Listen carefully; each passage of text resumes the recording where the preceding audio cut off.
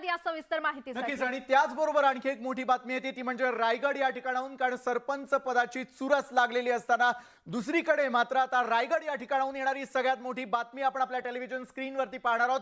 आणि रायगड या ठिकाणचा निकाल नेमका कुणाच्या बाजूने लागतोय या संदर्भातली सगळ्यात मोठी बातमी। रायगड जिल्ह्यामध्ये पहिल्या 8 निकाल हे जाहीर झालेले आहेत आणि महाड तालुक्यामध्ये शिवसेना शिंदे गटानं आघाडी घेतल्याची या क्षणाची मोठी बातमी। 6 ग्रामपंचायतींवर शिंदे गटाचा झेंडा फडकला असल्याचं आपल्याला पाहायला मिळतंय आणि 2 ग्रामपंचायती महाविकास आघाडीकडे गेलेल्या आहेत। आपण पाहतोय या गावगाड्याचा नेमका कारभार कोण हाकणार हे आपण सगळ्यात आधी न्यूज 18 लोकमतवर पाहतोय। आणि रायगड जिल्ह्यात पहिले 8 निकाल हे जाहीर झालेले आहेत।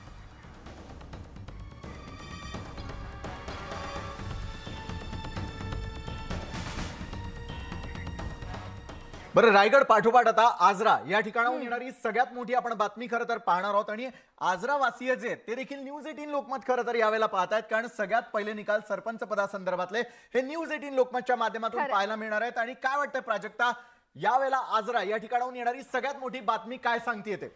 खरंच, कारण आपण पाहिलं आजरामध्ये पण तितकीच चुरस खरं तर निर्माण झाली होती आणि त्यामुळेच आता ग्रामस्थांचं लक्ष लागलेलं आहे आपला नेता कोण असणार आहे, आपला सरपंच कोण असणार आहे। कारण आजरा तालुक्यातला पहिला निकाल भाजपनं आपला झेंडा रोवलेला असल्याचं आपल्याला पाहायला मिळतंय।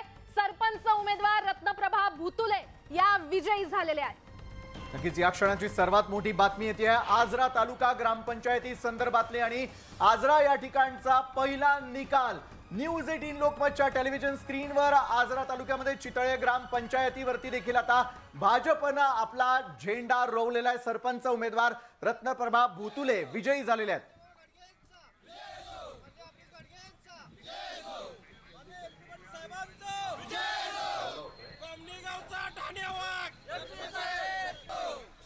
तर ज्ञानेश्वर साळोखे आमचे प्रतिनिधी